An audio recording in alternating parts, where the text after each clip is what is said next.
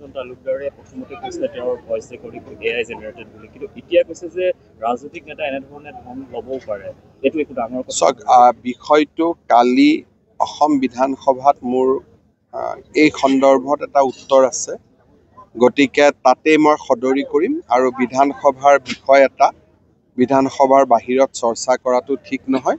গতিকে অহা কালিলৈ আপোনালোকে অপেক্ষা কৰক। কিন্তু তেওঁ যদি কয় যে এইটো AI বা ডিপ ফেক, তেতিয়াহ'লে আমাৰ ফৰেনচিক লেব হওক বা তেওঁ বিচৰা যিকোনো এখন ৰাজ্যৰ ফৰেনচিক লেবত আমি টেপটো পঠাব পাৰিম আৰু এইটো একেবাৰে ইজি প্ৰচিডিউৰ।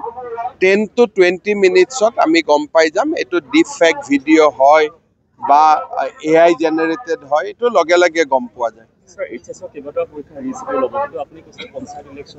পঞ্চায়ত ইলেকশ্যন এই দুটা পৰীক্ষাৰ কাৰণে ৰখি থাকিব নোৱাৰিব। গতিকে শেষৰ দুটা পৰীক্ষা হয়তো পঞ্চায়ত ইলেকশ্যনৰ প্ৰচাৰৰ মাজতেই হ'ব, কাৰণ এতিয়া যদি আমি আৰু পঞ্চায়ত ইলেকশ্যন পিছুৱাই দিওঁ তেতিয়াহ'লে হয়তো এই বছৰ পঞ্চায়ত আমি পাতিব নোৱাৰিম। শিল্পীসকলে আশা কৰিছে যে আপুনি যেনেদৰে বিহু ঝুমুৰ নৃত্য প্ৰতিষ্ঠা কৰিলে, তিৱা নৃত্যটোকো যাতে মই আজি নৃত্যটো চালোঁ, ভাল লাগিছে আৰু এইটো এটা এজেণ্ডা হিচাপে আমি ৰাখিম। ঠিক আছে।